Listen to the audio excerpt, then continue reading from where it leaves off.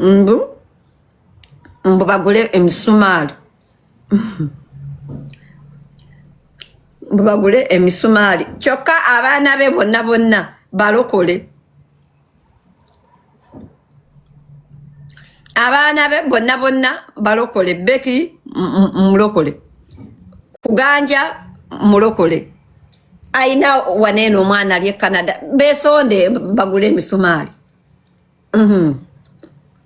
abadde nkulive nensindika request ne bagaana okumpita nempandika mu comment bannange mumpite ne bagaana mbadde nenda bagobera muzeeyi ku TikTok owe mbadde ngenda bagobera muzeeyi ku TikTok mbegayiridde ne mbagamba bannange mumpite mbadde nenda kubuulirira muzeeyi anti bagamba ne gwozadde akkubira engoma n'ozina nsindise request nembegayiriro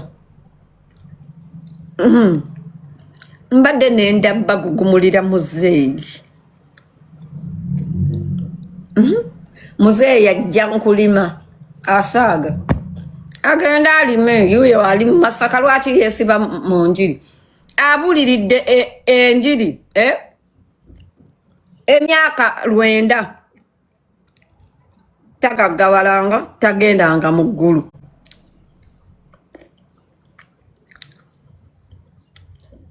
Senga, you need to be verified. Kiyamba ki kubanga otunulira omuntu atunyumiza amatako buli lunaku ngali verified n'otunulira akakalabaana nga kali verified n'otunulira abakomba emisolo nga bali verified n'otunulira abalinako 10k followers nga bali verified. Kiyamba ki verification bagulangule tokimanyi basasula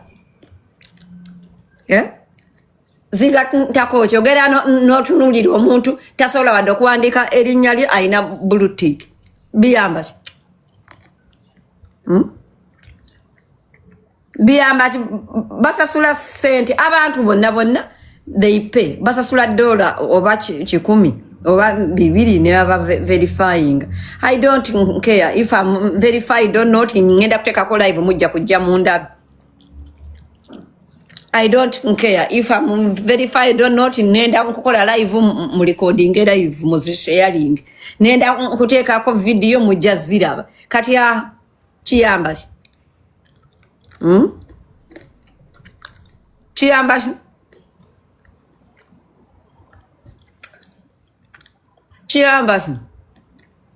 but what I know people pay bafuna abantu ne bagulira blue tick abantu bafuna abantu ne bagula ba followers ogenda nkulaba omuntu mbu alina 1 million followers ne weebuuza akola ki agamba ki abantu mbu 1 million followers someone who cannot even wash her vagina well, a person that does not even know the actual color of their skin.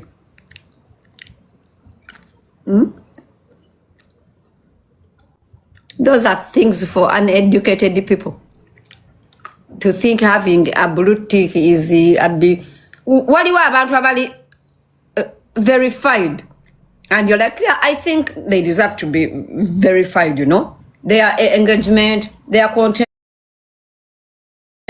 their work. I'll give you an example. Katinga abayimbi abam ogendo laba, yes, enough fan base engagement here.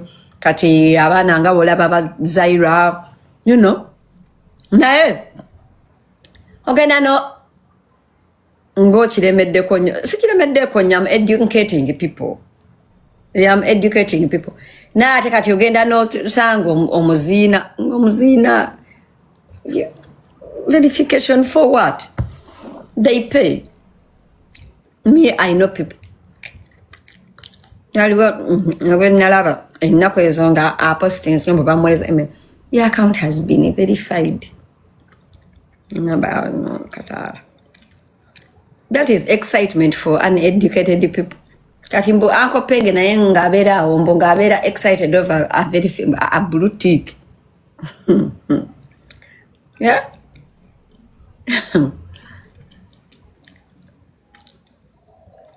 ate bamodereta mubaleke tetugenda kuba blocking mutapinga kati omuntu ng'abeerawo nga akayanira olaba Rema namakulu atalina buluti Rema namakulu alina bulutik kunene.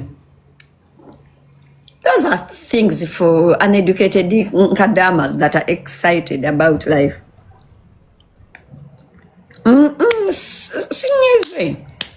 I'm just letting you know, blue tick, teina chekongerako. Tekwongera engagement, tekwongera likes, tekwongera views, account babeera baginona. But tenge bonna babadenga nazi blue tick. Bakafiirwa accounts mmeka. Teyamba. It is just people with an inferiority complex. I have a blue tick for what? Kati I don't care as long as blue tick. Tebaba sasula nawe kati baba sasulachi. Kati mbabulire. If TikTok was to pay people for engagement, I would be earning a lot of money. Because banange njagala tukirize yenzo omu ku bantu abatambuza media ya Uganda. Kadama sinyize kati nga lwaki nyiga. I'm educating you that blue tick is nothing. You know, I'm just letting you know that blue tick is for people that are excited about ebintu ebitayamba. Kati gobaddo chimanyi, I don't even care about followers. Kati gobaddo chimanyi, I am one of the most listened to people. Naye gobaddo chimanyi, I don't even have as many followers. I don't have 1 million followers. But all those people with 1 million followers, they tune in Mukamoli, even right now they are here. Neba mpuliriza, neba recordinga, neba jamu information, neba kola batya, but you know.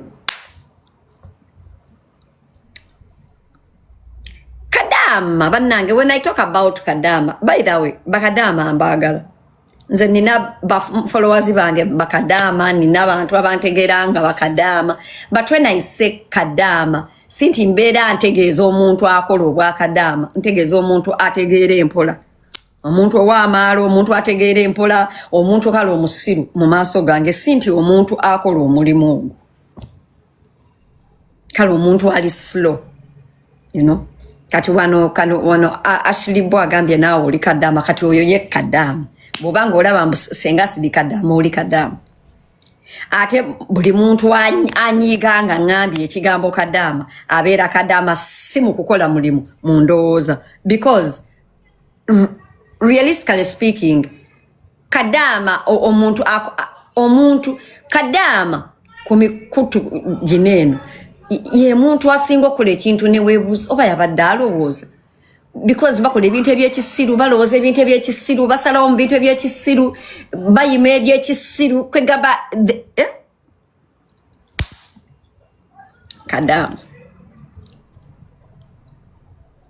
iyo omutuufu ayima nakwata sente.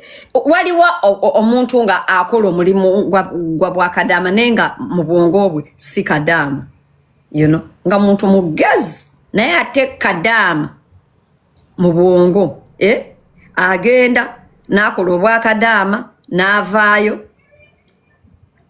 n'afuna n'erinnya nerimulema like okukozesa nga ali awo erinnya alikozesa mu bintu bya kisiru nasigala nga woolo bintu ebyekisiru. Era wansi kadama oyeza kadama, ayambalanga kadama, alowoozanga kadama, yeeyisanga kadama, bamuzinanga kadama. Not even abantu kala abali slow, people with low comprehension. Not because people omulimu ogwa kadama, it's not a big deal because it puts food on the table, it takes people to school, it guyamba families zamwe, it's a job. But when you reason like you have poop in your head, you're a kadam. kati olaba muna yali kadama muna teyali kadama nenga ntaloza nga kadama muna mu kifo kyo kwongezaayo contract oba ave e Jordan agende e Saudi yalowoozanga omuntu ow'obwongo n'agenda e London. Kitegedde, so tapping alive, otherwise muli mutya biki ebigenda mu maaso. Irene Namubiru, Irene Namatovu. Let me record here things to talk about.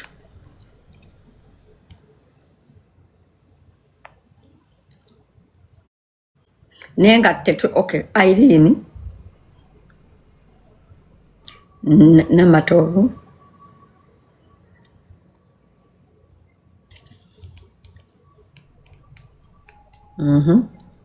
Ani omulala Sam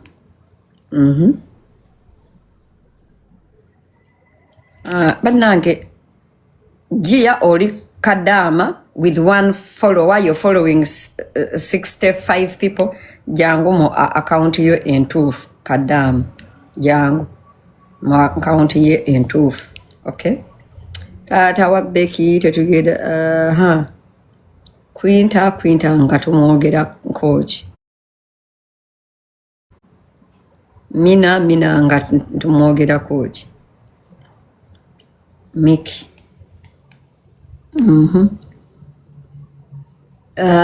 Quinta nga tumwogera coach Daddy Tony abo sibamanyi nga tetunnagenda wala. Waliwo omwana wait gwe njagala tuwogereko. Waliwo omwana ayitibwa Nolan. Njagala okubuulirirako abantu abali e Bulaaya. Abantu abali e Bulaaya nga mulina amaalo mu bazungu. 1. Abantu abali e Bulaaya nga kale njagala okubuulirirako abazadde abali e Bulaaya Uganda. Bannange waliwo omwana ayitibwa Nolan. Nolan baamutta ne bamusuula mu mazzi. On 4th of July. 4th of July eringanga independence ya America. Kadamu owulira gamba nti ye Senga ampulira. Nolan was a beautiful handsome thing, you know. Omwana nga asomye, he's in college, he's in I think in an affluent college. Aina emikwane jakabi. He's very handsome. He's a soccer player. I'm not sure if he was a soccer player or a rugby player. He's good with his grades, like on top of his grades, blah blah blah blah, right? And on 4th of July he organizes a getaway nemikwano je. They went to an island. Okay, there were 4 bali bana abazungu basatu. Nolan was the only black boy. Nebakwate kubo, they went to an island, never chalibe. They were having fun. And everybody returns to the dock and Nolan is nowhere to be seen. Nolan goes missing.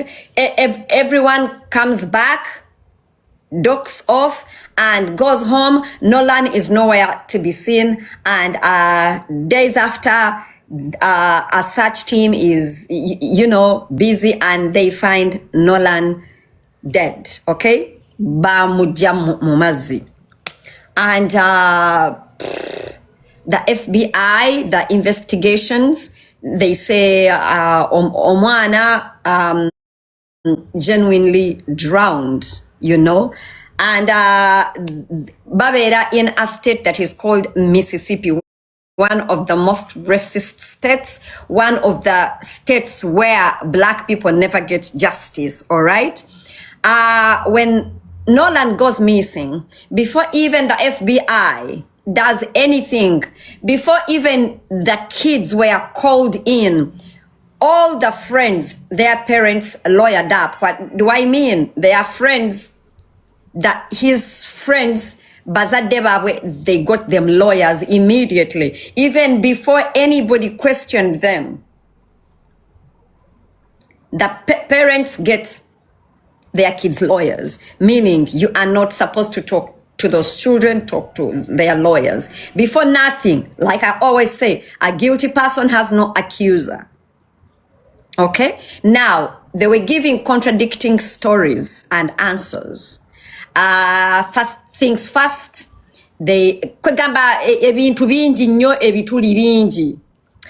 One, there is a video that is circulating where Nolan was having an argument with one of the boys on the boat. Okay? That is at 4 p.m. 4 p.m. Now, Nolan was with a girl, a white girl. Nolan with a white girl, when they ask this white girl anything she knows, or when she last saw Nolan, the white girl says, I was with Nolan, and then he said he's going back to the boat. But then Nolan's friends say Nolan told us that she's gonna come back with the girl. Two contradicting stories. Another story, another funny thing, this boy is a teenager. They find his friends with his phone. Why do his friends have his phone? Why do his friends have his phone? A teenager.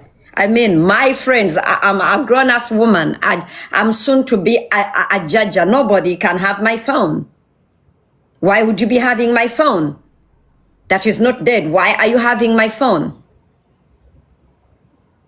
The parents of this boy got a private investigator, and they get Nolan's phone and their phones, and some text messages in Nolan's phone have been deleted. Why and who deleted those messages?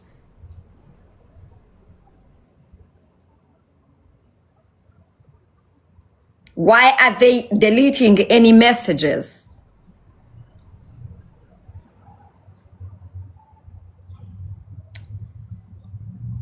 It is what it is. It is very sad. Moral of the story, as a black parent, your child does not go to an island alone with white folks. They will kill him or her. Okay? As a black parent, your child does not go on sleepovers to white people's homes. Do you understand? No, you don't, because you have an inferiority complex thinking. I look at people thinking taking pictures with white people is a flex. I look at people thinking having only white friends is a flex. No, bitch, it's not a flex. They can never relate with you. They don't understand you. You will always be a threat, especially if you are better academically or beauty-wise or anything. Never ever. I look at people taking pictures like, how do you even be comfortable? All your friends are white people. Are you stupid? How? I look at people ngaba flexing eraze bakwano bange bazungu berere. I'm like, that's not a flex. That's not a flex. You know, I don't, era me, I told my kids, I don't mind you having friends, but make sure you are not this only black girl amongst all white girls' crews. No, they will kill you. They will kill you, or they will frame you. That is how we end up with white boys being accused of raping white girls all the fucking time, when it is these girls that get drunk and they throw themselves over black boys. All the time. It is so rare to hear black girl nga agamba mbu no a white boy has raped me. It is always black girls, or I mean those white girls bagenda nebetamiza nebanywa omwenge na kombo omulenzi obusolo omulenzi nayima namuzina. Once they sober up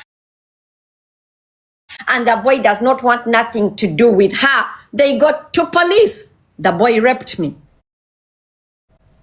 I was under the influence. Talk to your sons. Talk to your sons. Banang.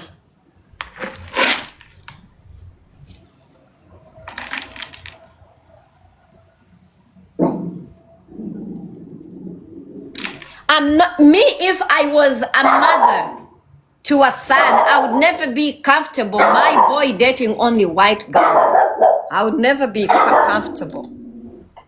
I am not.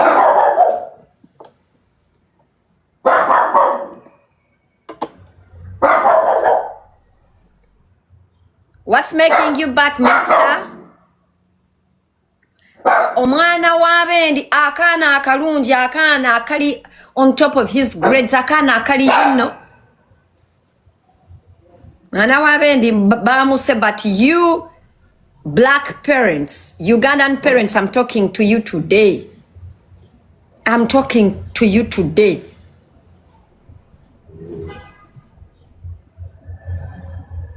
Relating with Kambabulide, you don't even know this. A lot of you, mukwata abana bamwe, you send them over to white people sleepover. Yakambuze. Mozi byekisirwe bya sleepovers mwabijjawo. Ngo wakula ogenda ku sleepover. Kwata omwana wo agenze mu bazungu mama ne tata benywegera. Bekwata ku mabeere nga abaana bali awo balaba. Abaana bo balaba ebintu biri okay. Ngo wakula ogenda mu sleepover.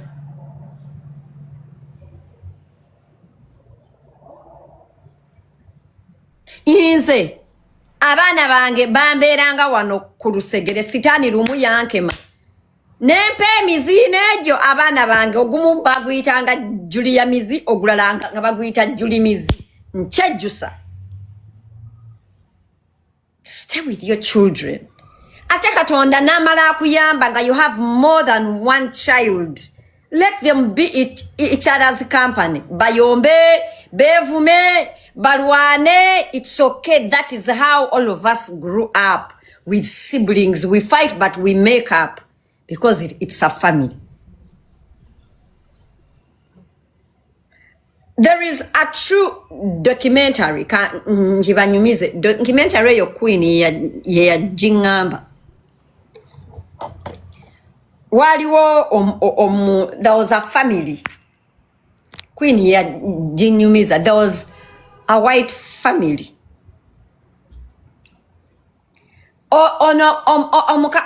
Omwana had a best friend Kalenga Nchaliwe. Anti katifa abaana obeerawo, we don't give them time, oli busy. Omwana mama minjagala genda kukyalirako ku mukwano gwange n'ogamba owaayi. Omwana naye abeera waneeno neyeebowa ng'omukkiriza. Omwana nga agenda kati bwe yagenda nga babeeraawo nga banyumya. Bannange simanyi ka mbuze Queen ajja abanyumize emboozi. Linda, if she's not busy, I hope she's done with work. I don't omanyi bagamba emboozi jinyumyamu.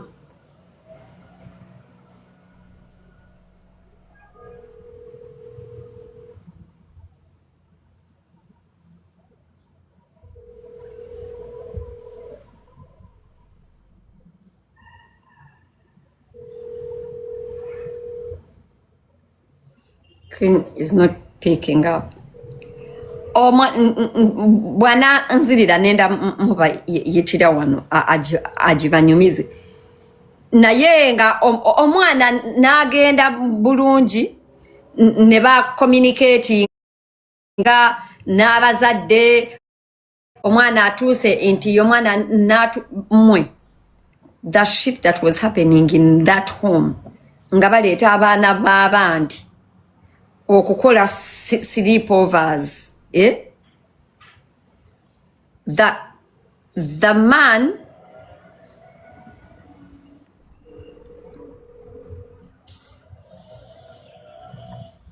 nchukweni aliwa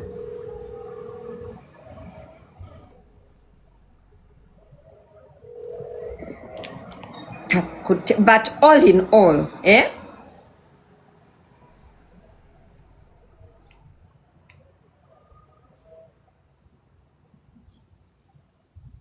mwe ate abaana b'abazungu bali mwe abazungu tebalina culture era gwe omuntu andabanga olowooza mbuno okuassociatinga n'omuzungu mbu it's a flex. It's not a flex, it's stupidity. It is you lacking a belonging. Not every black person is bad. You fine osobola okubeera na first of all abazungu balina olugambo. Abazungu bo bennyini beekolako olugambo. Bannanga abazungu nze simanyi. Mwegendereza abazungu era abaana bammwe mubakuze nga mubagamba nti abazungu yes relate with them naye abazungu mubagende speed emu.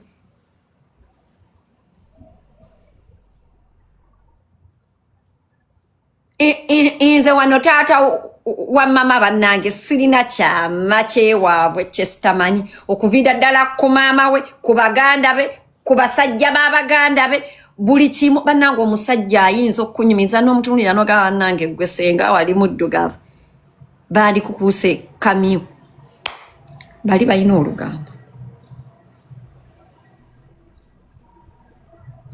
Ng'oyagala okumanya mbuno omuzungu si muntu kola mistake nga omuzungu kyaliwo ye mwennyini yakwata essimu n'akubira poliisi n'akulopa. Muzungu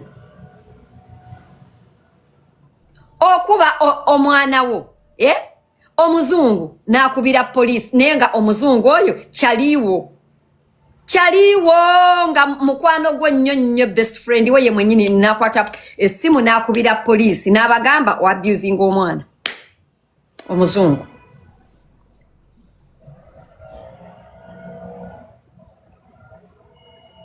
Abazungu si mmere era nze abantu abakajja e Bulaaya be balina amaalo mu bazungu, be balina amaalo. Abazungu mbalaba bulabi ate bali nnozi.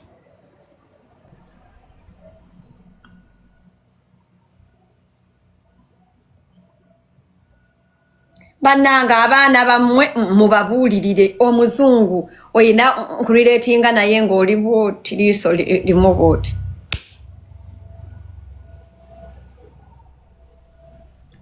Kisooka ffe nga abaddugavu, the system was not made for us.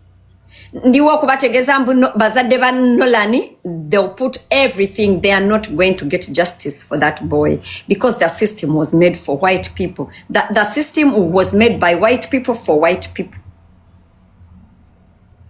Agi nabazaalamu naye kakati nze nabazaalamu era nkugambye abazungu si mmere kulya. Olowooza lwaki sibaliimu? Nze omusajja twakaayana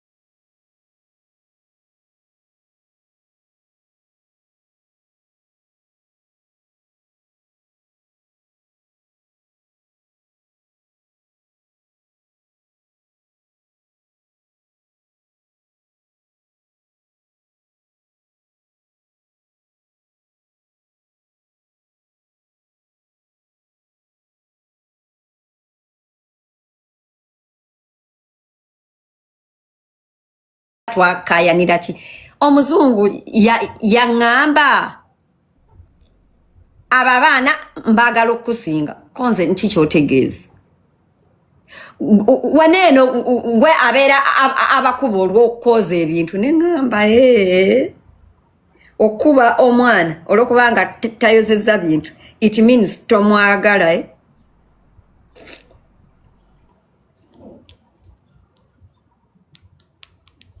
twali awo tukayana nagamba era nze nedda nali mugamba maama wo twali tukayana ku maama we yakafa olumbe naye nemugamba maama oba twali oba twogera kinagamba my mom biki cause clearly your mom did a bad job your mom did a bad job in raising you. What do you mean? I love those children more than you do. Mbuyese bayagala abana bange okusinga nze konze kikyotegeeza taata nangamba wano siyo gwabeera abakuba olwokubanga tebozeza bintu neŋŋamba wano omugezi olabuka mangu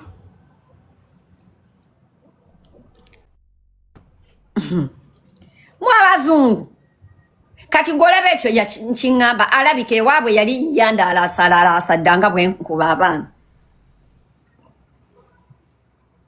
kitegedde bannange is it my network yange simanyi kangezeeko kugizaako ndabe wait naye ate mbalaba nga mujoyininga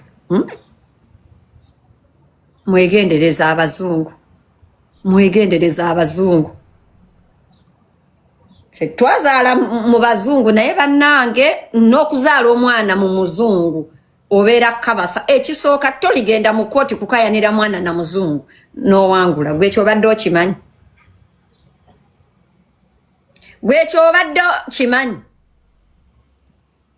toligenda mu kooti kukayanira mwana na muzungu n'owangula kooti tosobola ekisooka nga bwe mbagambye this system abazungu bwe bagikolera abazungu tosobola abazungu they are not physical abusers, they are emotional abusers tosobola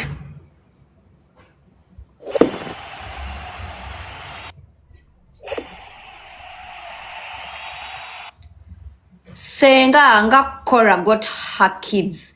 Cora got her kids, but like it's shared custody. And she put in a lot, and it is because Cora is an influencer, like she's so loud on the internet. You know, she's so loud on the internet, but it is shared custody. If it was Chijangaja, like many of you,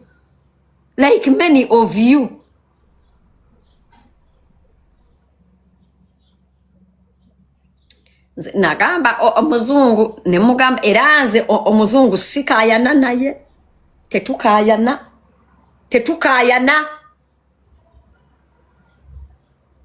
dulinga sinna muzaala munga muliisa eminyo naye kati sisobola kubeera munnange nizo okukola ate jjukira omuzungu abeera akumanyi ate ffe as African parents tosobola kubulwa nsobi tosobola olekanira omwana omuzungu nga nkidocumentinga nga jjukira ffe twogera tubogoka tetulina patience omwana omugamba yeggwe bo tosobola era nze luli naleka naye kati sisobola twatuula wamu ne tukkaanya ne mugamba olunaku lwe tuligenda mu kooti ku mwana lwolisembu mulaba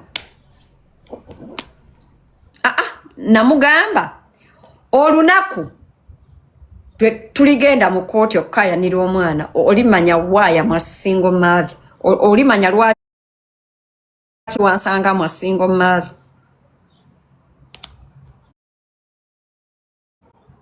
era buli bwentambula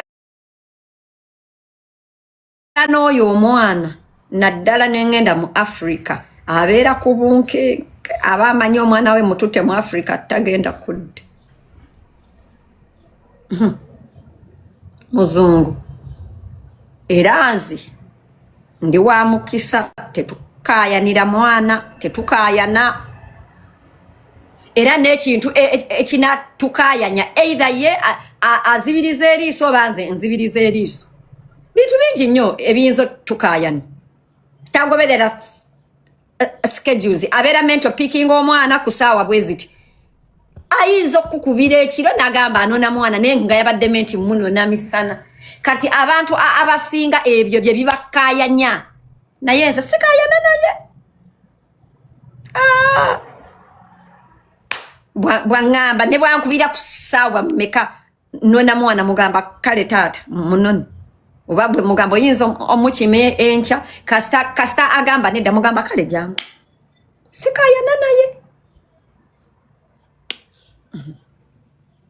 Ate omuzungu kasita akutwalira omwana manyi omwana wo omusiibudde amwonoonya awedde tukayananga na muzungu ku mwana era abaana bakola era mulaba babeera awo omwana afunye oluwumu bayise children services omwana bamusazeeko enviiri mukayanye inzo omusajja kasita akwata omwana we n'agenda omukomyawo nga yamusazeeko enviiri azimusaleko alizikuzanga akuze kati ate ebyo nabyo mbutuddeawo okuleeka na bintu bya kisiru lwakubanga abakazi abafumbirwa abazungu abasinga batuuka ne bafuuka abasiru balaba ebintu ebyangu bibakayanya ne bagetinga emotional bwakeera n'amusalako enviiri azimusaleko bwamutwala omwana n'akomawo nga tanaabye munaaze obutanaaba bwali busaani tukayana na musajja era omwana bwagenda amulisa manya McDonald's gwe bwana jjo n'omufumbira oluwombo n'olumuwa tokayana na muzungu ku mwana we tomala budde kubanga omuzungu that is what they know kakati gwe oyagala omwana amuyigiriza ye kyatamanyi abeera awo nga abaana babwe baba treatinga ne junk food it is what it is era omwana bwabeereeyo amulisa junk muleke bwanadda omufumbira akawunga oba akalo tokayana na muzungu ku mwana bw'obeera nga ekisooka omuzungu ayinza okuteeka mu sisitimu ye ne balaba nga oli mulalu kasitolikayana n'omuzungu nga oyagala omulagala African we obeera mulalu because iffe ebintu bye tukola ffe bazadde baffe bye tuyigirizanga the right thing wano obeera psycho obeera angry obeera traumatized effects of trauma kati gwe try their way if your way is failing try their way tokayana na muzungu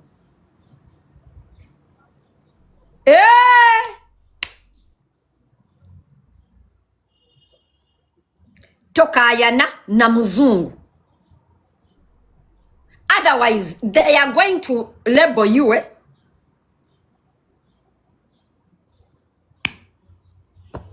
satokayana na muzungu agenda kukulebolinga mugende mu court ate agenda kukuwangula tokayana na muzungu because omuzungu as long as you're not beating you're not raping you're not yelling everything is okay no butana abazungu tebanaaba ajja kubeera awo nga brushing amannyo chwe neye kubaddiyo oluusi oba n'ate kubaddiyo ye alaba it's okay kakati gwe ngoddeawo ng'omuntu ogukuluma omwana wange tanaaba agenda okukomawo manya ng'awunya enviiri muleka awunyire wa kitaawe bw'anankomawo gwe munaazi totawaana omuzungu amagulu gatutunda naye buli muntu yandizadde mu ggwanga lye.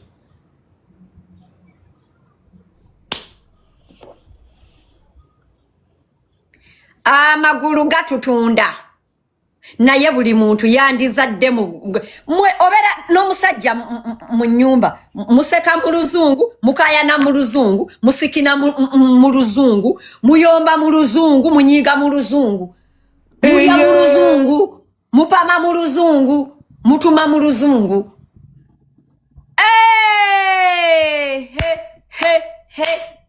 Mukwano walekawo abanyankole n'ogenda n'abazungu kookira n'olekawo abatolo n'ogenda bannange sikaki naye buli muntu yandizadde mu ggwanga lye.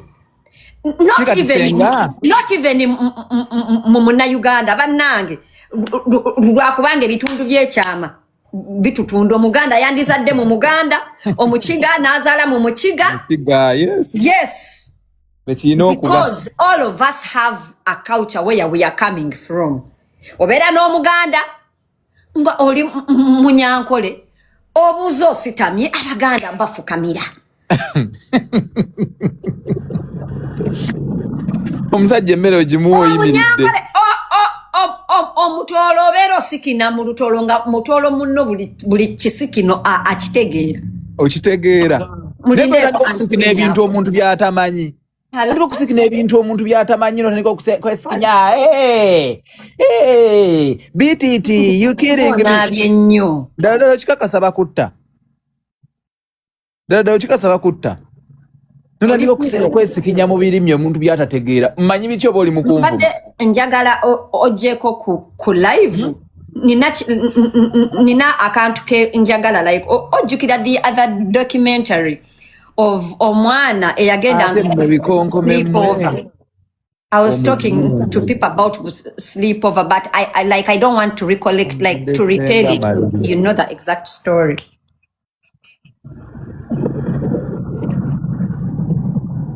Omuzungu akawala akagendanga ewa mukwano gwako akagenda ewa mukwano gwako for a sleepover and they were recording them.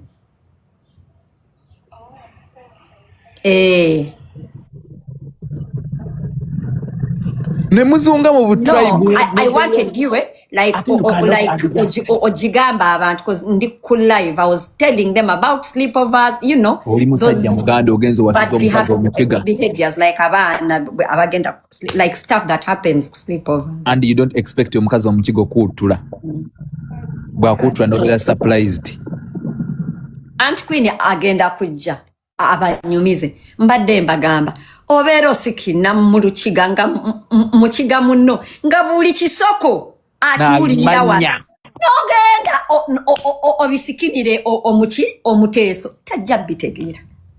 Okitegeera mujja kukomekereza mu lwanyi ng'obufumbo bulemye ng'ofuuse. Even when you're being judged, you're not being judged as Senga. They don't judge you as an individual. Bagenda kujudginganga omukazi omutoro, omukazi omunyarwanda, omukazi omuganda because you're married to, because wafumbirwa ggwanga ddala. Kati after that netufuna obuzibu bwa culture. Wafumbirwa omusajja odoka opoka oli munyarwanda owulira ewaka luzungu luliwo omwana onomubulira otya mu luzungu tositama ogenda mugamba you sit properly omwana oyina omunyonyola n'omugamba otakatandama omukazi tatandama watandama tebitegerekeka. You know, omuganda omwana weewumbeko okubanga akawowo n'obulira omwana language barrier mwogera luzungu. Kati omukazi omusajja omuzungu omwana agenda mugamba ddi otakaba omushugugu agenda bimugamba ddi? Taata wa mama anagamba atya mama tositama takimanyiye actually ye takiinaako wano okusitama kuli nnomo okutambula nga tulya it's the daily gundi routine wano omuntu okwata sandwich n'amala akusanga ng'okuba omwana olw'obutanaaba mukwano. Omuzungu ng'anaaba anaabira ki enfufu emusanga wa nyini tanaaba Gwe mufirika go ino okunaaba gwe kaddugala kubanga olwedde oli muddugavu. Era nze ekyampangaza ne taata wa mama amanyi ndi traumatized from Africa. Empisa zange embi zonna agamba no, she has trauma from Africa. Kati era ekyo kyo bambi amanyi yafuna mawubewe yali traumatized from Africa. Era buli bwenkola omusango mugamba you know when growing up ekyo ngagamba okay bino tebyaliyo saabiraba Senga waliwo kyali wange yasiwa omusajja omwana omuzungu naye ng'omwana wa muddugavu kati bamala omuzaala n'akaaba n'amugamba yali traumatized nga bamulepinze. Mweze kamba mize omuzungu n'asayininga birth certificate nekiggwa mumanyi kize mbeerawo ne mugamba kasita kati nze nadetingako nabanyumiriza Dave watunyumiriza Dave nga namugamba era nga Dave angudde ebintu nga mpa sente kubanga manyi nakula ndi mwavu nga mpa kati ye nga balaba okunsanyusa ayina okumpa abundance akuteke ku standard nga byotaalaba byonna abikulage. Mugamba munange omusajja yanfunisa olubuto nga ndi mwana muto yanimba n'akamotoka nangulire emmotoka ennene bannange nga mpa yenze nga mugamba yakulimba ne kapaso n'agenda n'aleeta gundi nga mugamba ewaffe yenze nzeka ayina essimu ng'angulira amasimu agakajja n'agulira famire yonna ayagala bw'oba ogenda kukyalira amooti ng'oyagala okuwangula omuzungu mulage embuno oli fala ng'omugamba munange ffe twakulanga tetunywa sukaali buli bwagenda agula obusawo bwa sukaali omugamba ffe twakula ennyama tujja ku Krisimansi. Muwali weebuzizaako lwaki abazungu baagala nnyo abakazi abo like oba abalabika obubi ab'engulu abo abalinga omulawo abamusaasira naye amala okumwagala amugulira emmotoka n'amuzimbira amaka n'amuwa amatiribona malaya nga omuzungu ng'oyagala omuwangula mulage mbuno oli fala oli musiru ye mugezi yategeera ate wakula oyise mu bizibu bingi nnyo kwegamba oyina ennaku like nze defense yange ne daddy wa mama amanyi ndi traumatized ekikigwe bwenkola ngangamba okay I understand ate Senga gwomugambe oli even traumatized ku bantu abagala okukola ebibi. Okay, Aunt Queen yuno njagala Aunt Queen yaje abanyumize eyo documentary ya sleepover muwulire ebifa ku sleepover mu maka g'abazungu. Yes nga tannaba bitunyumiza omuzungu ojja omuloopola ebikonkome bikutiisatiisa bw'oligenda abimanyi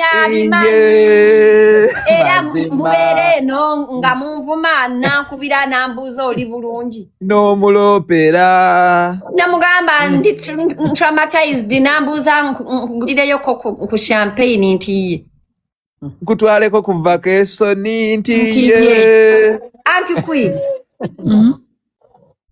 Aunt Queen. Wanji, ompulira.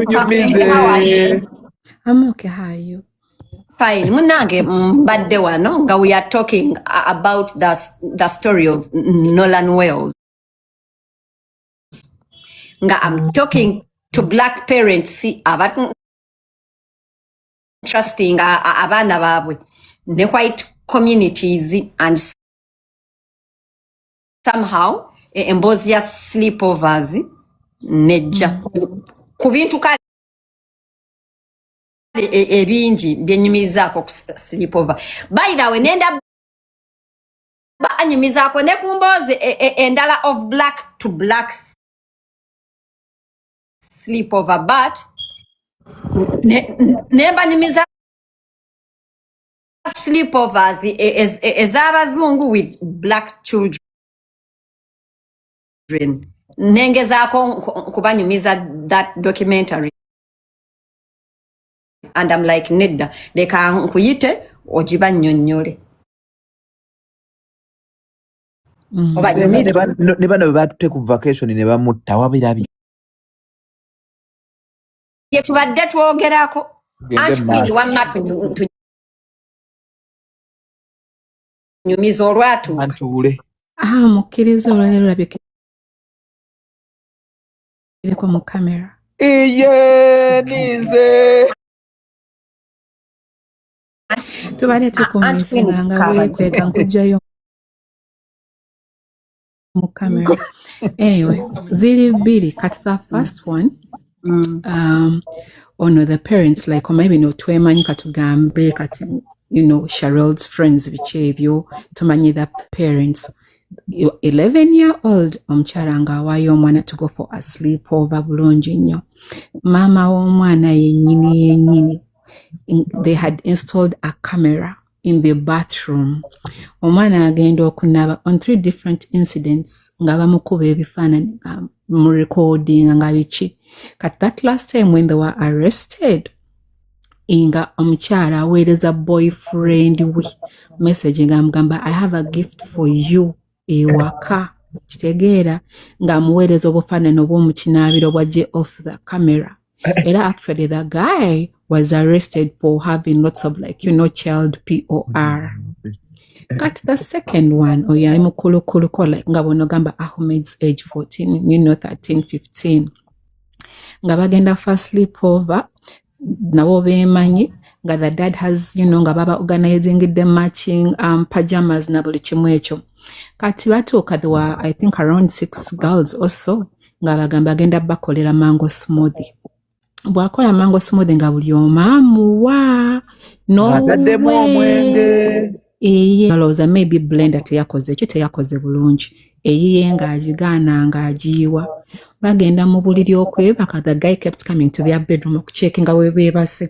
Kati what triggered this girl off ng'asemberera omwana n'ateeka akagalo ku nnyindo to see if they are asleep oba weebase. Kitegeera, like fully out.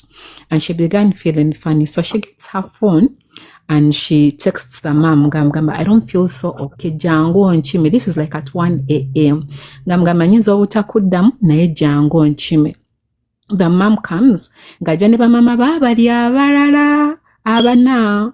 Because bano balina one daughter, then the other girls that were sleeping over were 5.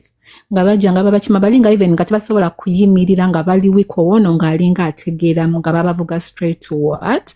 To the hospital. Okutuuka nga abaana baali babadraginze bulungi nnyo. Kanyo kawulire gye kakoma. Era nabo the family was taken in.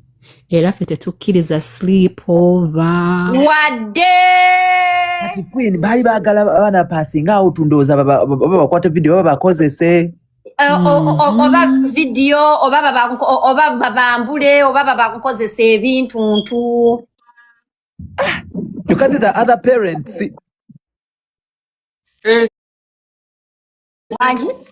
These are other parents. Nabo like ngabo ga parents. Ngabo nobe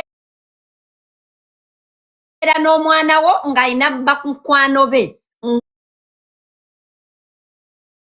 Nga bajja okusinga over. Naye nga gwe abaana bakwano b'omwana we bajja nga obadraginga bonna naye mu Abazungu bali weird nnyo. Ate omuzungu omusajja yakyasinze okwagala what we call child porno. Sina porno no kulya obwana obuto. Auntie. Era by the way yagera child porno bero yagala n'okulya obwana obuto. Era wano waliwo omukazi mubanyumize. Na Uganda bamwita Igomam. Abo ku Facebook Igomam mumujjukira. By the way that name is familiar. Igo mamu oba yali abeera Igo mamu yabeeranga ku real life eyo ng'amanyi this is my husband abaana naye you know amuzaalidde abaana abazungu waliwo n'abaana ba Igo mamu beyakola ki beyajja nabo mu bufumbo badduya musajja wa Igo mamu yazina abaana bonna ne bazaala ekiki ne bazaala Kama kisase. Monique. What? ne bazaala but nga tannazina bano bazaala jjukira aba Igo mamu abakulu beyasookerako ate ng'abaana tebamuga oba omwana oba yafuna infection naye yasookanga bagroominga n'abagroominga nga bamukomba obusolo. Igo mamu gwe twogerako mukazi Munnayuganda Igo mamu mukazi Munnayuganda mu abanda si muzungu Natura.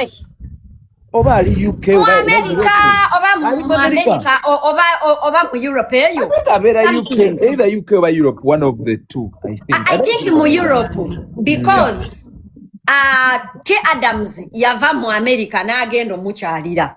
I think abeera mu Europe. Abeera Europe, yeah, somewhere in Europe. Sweden. Omusajja yazina abaana ne bazaala. And Igo mamu could never get it because it was not rape. Yaba groominganga. Mpola nti like akimuteekamu n'atandikanga obakomba kabeere n'abakomba ngo otusolo abaana ne bagetinga used bagenda okulabanga binyuma. Igo mamu ategeera atya omwana yafunaka infection. I think if I'm recollecting well, that is one. Kamba nyumizayo another sleepover. Waliwo family yabana Kenya wane Toronto.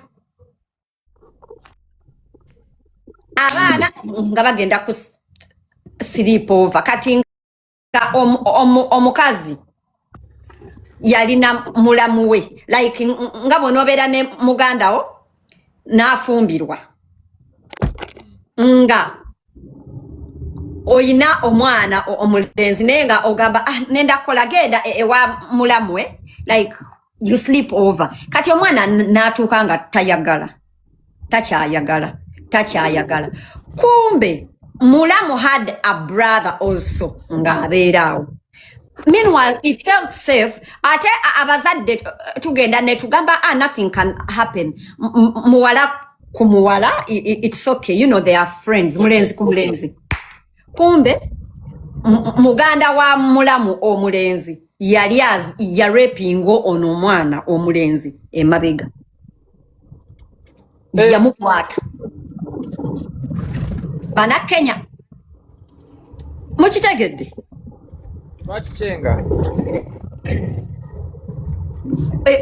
Kesi nayo yali mu gundi. Waliwo kesi endala omuwala Munnayuganda wanene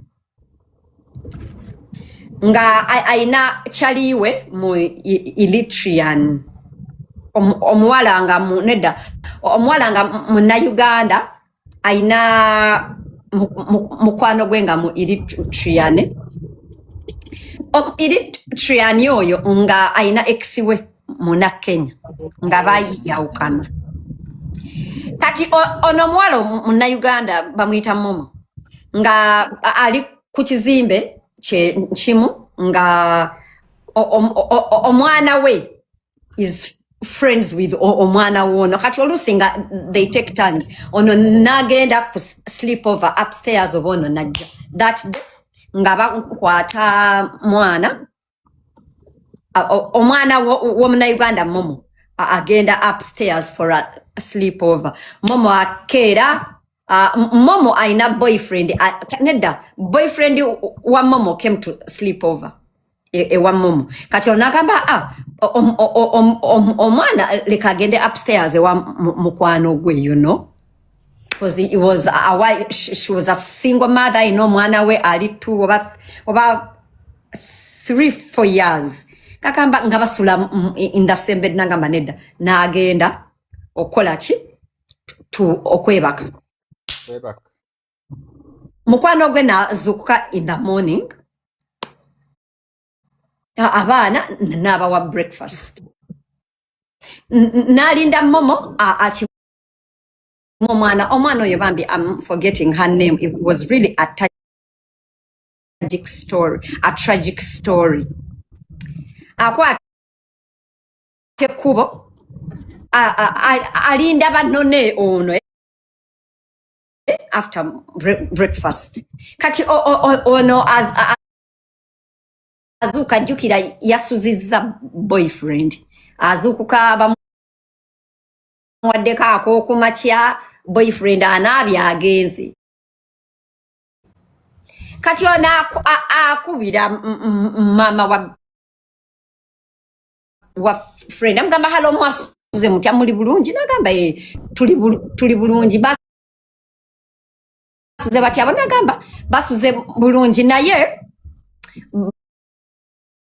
bano nenda bawa breakfast kaba malo kulya breakfast then omuchime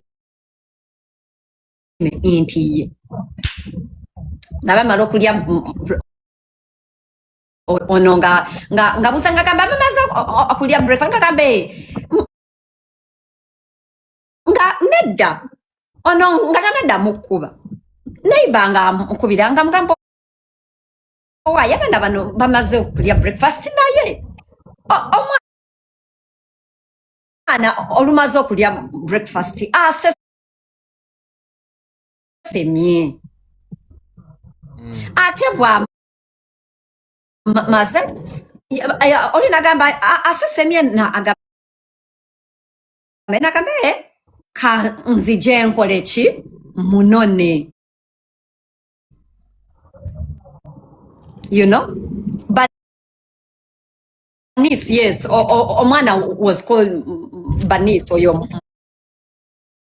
muwala kati mama wa Bani nga ayambuka chima Bani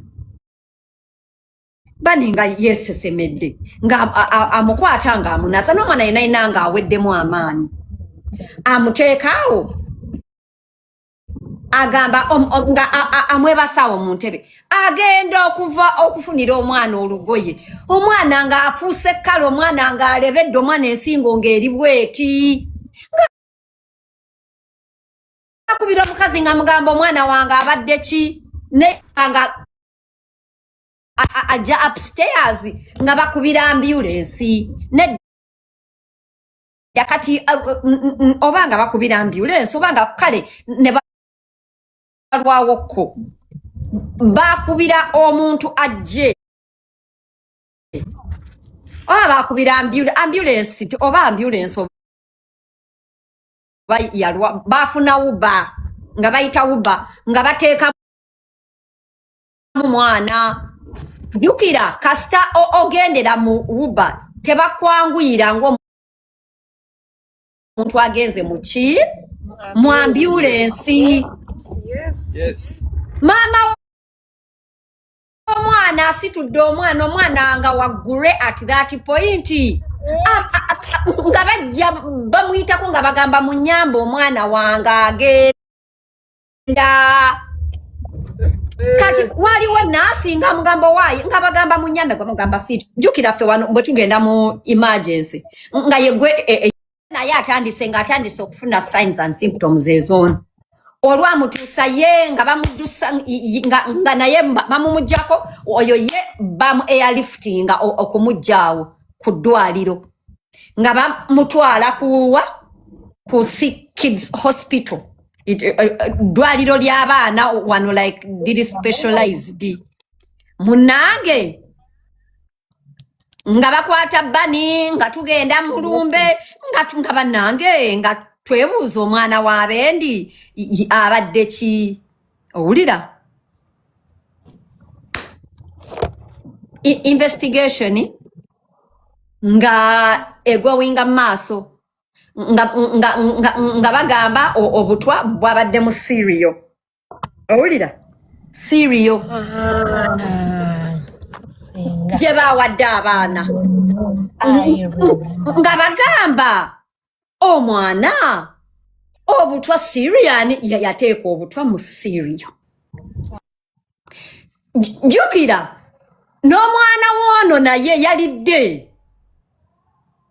You know? Sinti ono yekka ye yakoze eki ye yalidde. Okukakana. Omu Eritrea yayina gayi nga muna Kenya exiwe nga yamukyawa. Bino tusonyiwa ba exi. We broke up but we are not enemies. Owulira? Exi oluusi nga janga akyala kumbe exi yakomawo mulumya.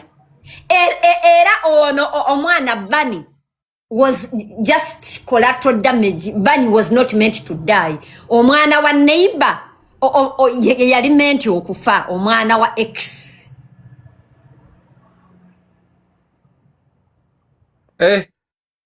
Omwana wa ex munange teyafa. Bunny waffe munange ngaafa ekyana ekirungi. Bunny ngaafa mwana wa munna Uganda sleep over. Kale bannange ekigambo sleep over. A lot of things happen in sleepovers that you have no idea. Yes. Kakati ffe Abafirika abantu bayina ebintu ebyawongo ebyobuwangwa osindika omwana wo bakolera ebintu byawongo ku baana bammwe bye mutamanyi. Omuntu akusalira omwana eddagala nga tomanyi ali musala mutwe oliraba muddi. Babajjako enviiri. Babajjako enviiri ne bagenda ne waliwo ebintu ebihappeninga bye mutamanyi. Jukira abaana bali innocent. People target innocent souls. Bannange mulekerawo sindika abaana ku zi sleep over.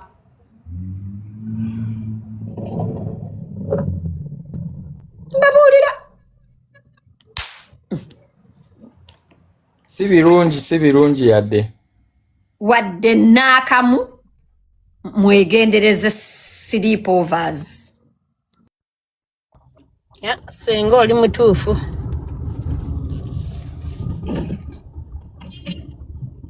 Era nze munange omuntu yenna akyakola sleepover musaasire zimusanze. Me, I'm very comfortable. Omuntu okumpa abaana be ne sleeping over because I have control here. I know my home. I'm okay. If you want a sleepover, mubasindikire. It's okay.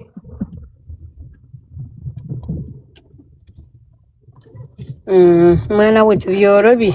Contact byorobi. These kids can fail us. We have to try and refuse some of these things. Abokuba.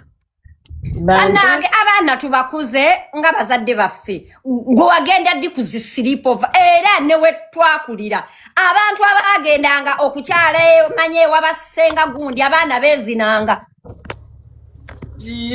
Bakazini nga bezinazina. Olw'okubanga abaana mu bageze kuwumulira wa kojja gundi. Bannange muve ku kigambo sleepover. Manya Senga, Bible negirango we should not be conformed by the patterns of this world. Abana Uganda twetiremu ekintu ky'obuzungu munonga to an extent that ntuza kusemba nakyo. Era buli muziiri ayesi bibiri tu.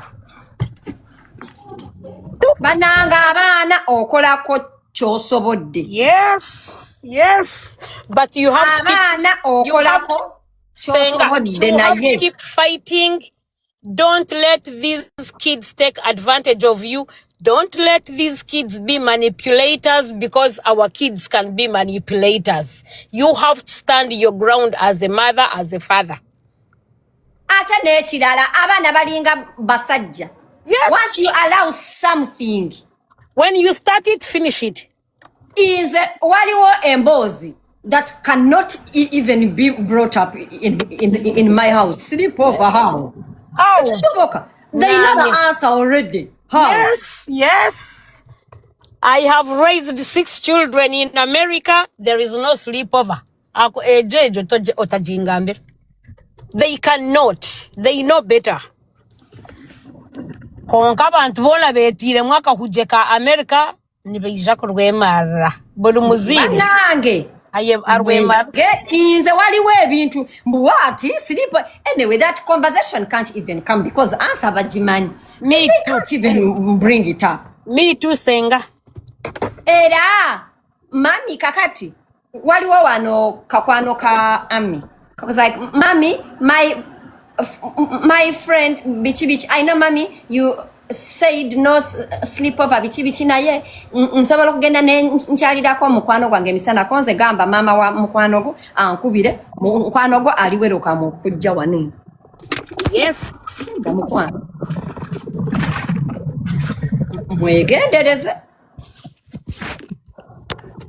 abaana abamu balina bazadde baabwe abakaba. Omwana abeera awo nga bazina maama we ng'awulira maama we asikina. Omwana nga mukulu, because they are witnesses of sexual immorality. Well, not sexual immorality, but adult content. Other parents teba monitoring what their kids do ku masimu. Abaana bawachinga pono. Obeereyo gwe omwana wo wamuggyako essimu nenga best friend we gyagenza okusula gwagenza okukyalira amanyi pono. Kituufu nnyo. Lwakubanga nze abaana b'abantu mbalaba. Engamba obwaki. Yes.